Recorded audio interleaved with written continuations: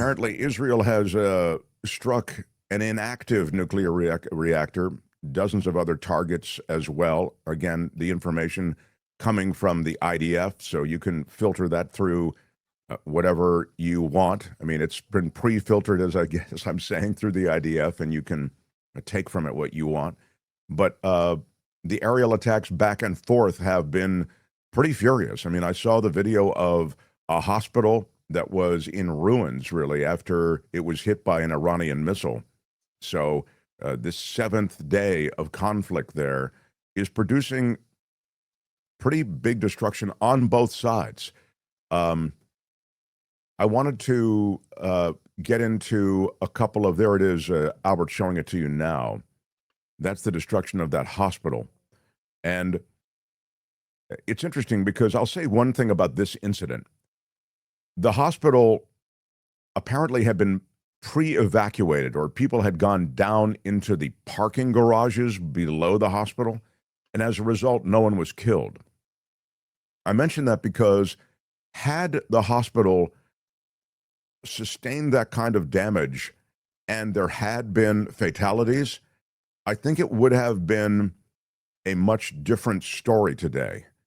The story that we're getting today, I think it again can be interpreted from a number of different perspectives, and some of those perspectives are not favorable to Israel. And of course, if you look at Iran as a fundamentally destabilizing influence in the Middle East, funding terrorism for years, for decades, I mean, really sponsoring Hezbollah, sponsoring a number of Iranian surrogates. I'm thinking, out of Yemen, the Houthis, out of Syria. You saw essentially a client state of Iran on some level. So if you that's all pre-attack, But now that the attack's taken place, there is another kind of way in which you can see this conflict. And so I get to that hospital bombing because it'll be incidents like that that are potentially inflection moments, because had there been fatalities there, I think Iran would be, when you're bombing hospitals, it's the same thing that happened in Gaza. It's just, it's heinous, right? And so in this case, we end up with a situation now that would seem to beg for American involvement. But Donald Trump, at once peacocking about the success of the initial barrage of Israeli attacks on that Friday, now he's, I would say, peacocking, sort of like, we knew about it, I knew about it, I kind of, when it looked as though it was a winner, he wanted to put the Trump name on it. I mean, that's really what he does. He assigns the Trump name to whatever brand he feels might enhance his profile. Now it's become more complicated because should America get involved with the bunker busting bombs and the other munitions that Israel feels it has to have from the Americans, it's a much different look to the MAGA faithful from a guy who was claiming that he was going to end all wars in the first hour type thing. He's someone who has wrapped himself in the military. He loves the military. He loves the blind loyalty that accompanies most of the military relationships that he has, right? He has replaced generals and top military leadership with loyalists. He's put Pete Hegseth, the Fox News weekend host, in as the Department of Defense head. And Hegseth really only has one move, which is, to genuflect to Donald Trump. And so it's in that environment that he kind of is comfy now. But when it comes to taking the step forward and actually involving the U.S. military in this entire Iran-Israel conflict, he's double clutching because he knows it's a bad look. He also knows that it could be immensely complicated. And he has people in his ear, like Steve Bannon. Bannon says he just spoke to Trump and has cautioned Trump. Bannon, who is a supporter of Israel and is certainly not crazy about Iran, is very much against Americans getting involved there. You also heard Tucker Carlson, this heinous, despicable guy, Tucker Carlson, essentially pull the rug out from under Ted Cruz, who is hawkish on Iran and American involvement in Iran. And we showed you that video yesterday. That's who I want setting policy, American policy, Steve Bannon and Tucker Carlson. That's exactly it, though, because these guys are two people who have the president's ear. Yeah. Certainly Bannon literally has the president's ear. You can call him and does call him regularly. And then you have Fox News Channel, and they're the de facto advisors to Donald Trump. We know that things that he literally has heard, phraseology that's used on Fox News Channel, he then regurgitates minutes or hours later. So there's a weird relationship he has. Since Trump is essentially an empty vessel, he's just a guy who wants to put up flagpoles on the White House lawn, tear up the Rose Garden. He wants to definitely return this country to some white fantasy land that he has where, you know, you deport everybody who isn't white. It's a scary, and you may, you know, again, if you're MAGA or if you're GOP, you may disagree and feel that that's sort of a cartoonish example of what's happening, but it has become something of a cartoon, like a dark cartoon in America. These extremes where people are wrapped up and shipped off, that's the America we're living in right now, without warrant, without due process. They're arresting and harshly arresting, I mean, brutally arresting, throwing them down, zip tying them, American citizens, public officials, a mayoral candidate in New York, a senator. It's despicable. It's way out of control. And so when people say Gestapo and blah, blah, blah, you know, well, come on, don't use the Gestapo. These are thugs. In fact, one of those ICE agents or one of these people on the ICE raid, did you see? He was an ex-J6er, pardoned by Trump. It's what we told you on this show. The day he pardoned the J6ers, what did I tell you? I said, this is Trump's personal militia. Yeah. It's a growing militia. The Proud Boys, they are Trump's militia. And so you're seeing versions of that played out right now in these ICE raids and these illegal arrests and detainments. So this is what's happening, and it's against that backdrop that Trump is making decisions about Iran. He has to get advice from Bannon because he doesn't even know where Iran is on a map. Go ahead and show us a little bit. I guess this is the breaking news of the morning as we come to you almost as we approach midday on the West Coast and 3 o'clock in the East. Here's a little something from CNN. Go ahead, Albert. The breaking news this morning, just a short time ago, Israel's defense minister said that Iran's supreme leader, the Ayatollah Ali Khamenei, cannot be allowed to continue to exist. This after Iran struck a hospital inside Israel. The defense minister said, quote, a dictator like Khamenei, who's heading a state like Iran, who set himself the goal of destroying the state of Israel, he can no longer continue to exist.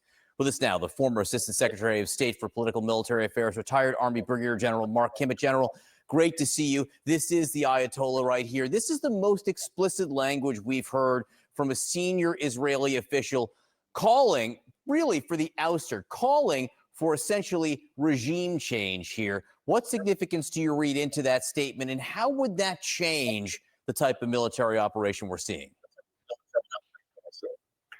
Well, it's an extraordinarily significant statement. That means that the Israelis are subscribing to the policy of regime change. And how would that change the mission? Well, it would just add on to the mission. That is classic mission creep. And while I appreciate everything that Israel has done up to this point about taking out the nuclear facilities, my question to Israel would be, okay, if there's going to be regime change, are you taking over the day after operations yourself? Talk to me more about that, because you also say this is something the entire world needs to think about more, the day after management. Well, I do. It goes back to the Colin Powell comment, the old comment about if you break it, you buy it. We saw that in Iraq. We saw that in Afghanistan. I'm not saying that should be necessarily completely taken off the table, but there ought to be some considerations and a lot of planning, because it's easy to do the regime change, but putting it back together is much like Humpty Dumpty. And in the type of conflict this is, and we can see all the strikes that have taken place, and this is, I think, just now a fraction of them, all the strikes that have taken place in Iran. The nature of this operation, Israel's over here. I mean, it's not like there are troops at the border of Iran, Israeli or otherwise, waiting to go in to occupy. So if there were to be regime change, if the regime were to fall here, I'm not even sure I understand what would happen, how there would be an organization to run the country. No, I agree. And people seem to think about Iran as a homogeneous nation. Well, that's not true. Persians only make up about 65%, I think, is the number of the population. You have Kurdish areas, you have Armenian areas, you have the areas out by Afghanistan. And we could unintentionally, Israel could unintentionally be putting Iran into a civil war. That's an extreme case. But I don't necessarily believe that the right answer is bringing in expatriate Iranians who have been out of the country for the last 40 plus years as the solution. We saw that in Iraq, and the expats didn't make things better. This is key, and thank you, to Albert, be for sure. that. What are the other things that people? The day after the planning that has to occur after you've destabilized a country, after you've militarily toppled a leadership, we saw in Iraq. I mean, how short is our memory? We saw in Iraq the mess that was left there. Now, the Iraq invasion was awful. The Iraq invasion was concocted. The Iraq invasion was illegal. It was a product of an agenda that the younger George Bush had, and it was plotted by minds much, much smarter than the idiots that are running the kind of planning that we have now. The idiots that are running the planning we have now, who are deciding whether or not we'll get involved in this, they're morons. I mean, you can just see it. They know nothing. They are trying to navigate diplomatically through a guy who's a real estate mogul. That's not Trump. I'm talking about, what's his name? Kim, the diplomat who starts with a W. I just, not Warnock, but Witkoff, thank you. Witkoff is a real estate mogul. Okay, doesn't know anything about diplomacy and Middle East diplomacy. He's doing the Middle East diplomacy. He's doing Ukraine, Russia. It's insanity. So in any case, I mentioned the Bush situation and Iraq for a reason, because they didn't, okay, these people who, as I say, were smarter by a factor of 10 than the people who are doing this. Now, believe me, I hated the Bush administration, start to finish, all of them. But they were smarter leaving Bush out. George Bush, the younger George Bush, not a bright man. But in any case, the rest of these guys, they were smart. They had a history of public service. They kind of knew where stuff was. I mean, Colin Powell was involved in it and all the rest. So I'm making the point that they didn't think about what was going to happen the day after they toppled Saddam Hussein. They didn't factor in what Iraq was going to become. It took years for Iraq to settle into some kind of backbeat of normal life. And these guys, the Israelis, they're smart too. But I wonder if they've really thought about what's going to happen with Iran. Iran, much bigger than Iraq, much more complicated situation than Iraq. And now it would seem the Israelis not only are going after nuclear capabilities to derail those, but they're looking at the very real possibility and calling out for regime change, for new leadership in Iran, you know, to free the people, to liberate the people of Iran. Well, Iran is made up of all these different factions. Who will lead them? You're going to bring in a relative of the old Shah? I mean, that's what's being talked about. So I am immensely concerned about this situation as it continues on and boils on day after day.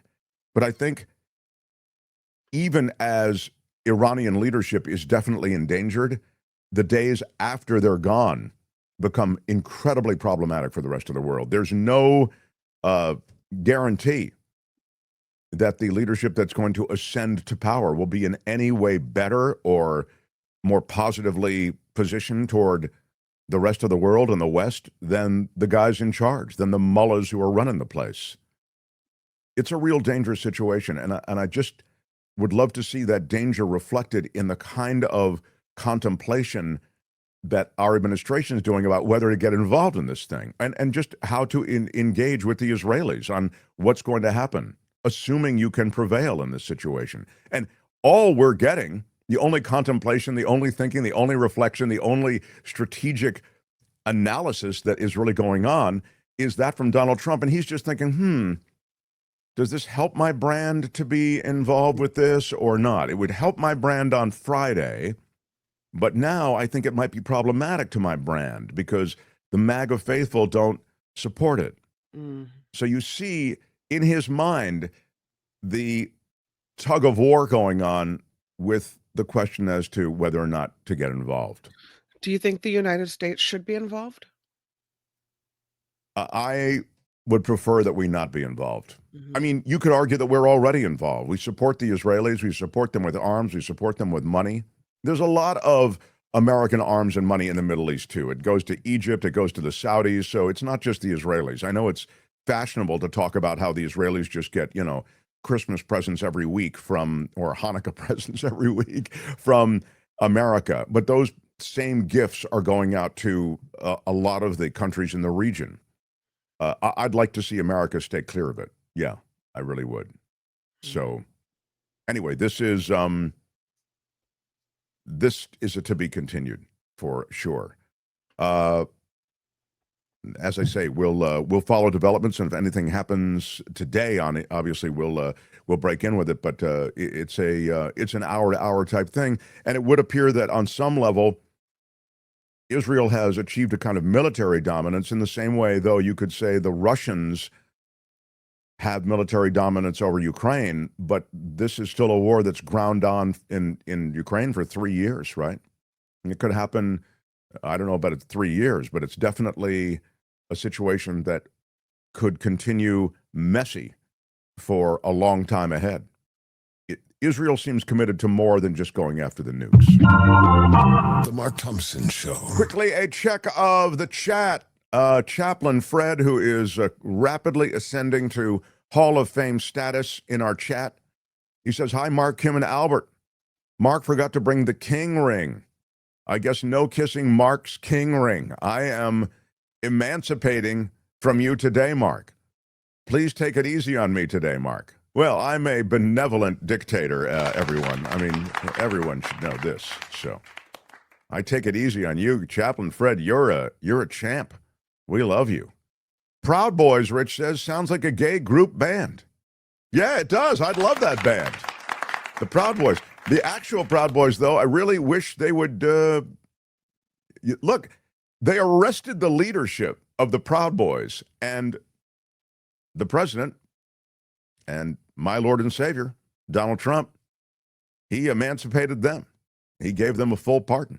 So they are out on the street, and they are, I think they're part of Trump's militia. That's what's happening there. Hi, it's Mark, and I thought that was great. Hit the notification bell. You'll know whenever there's a new video being dropped, and please subscribe to our channel to help us save the universe.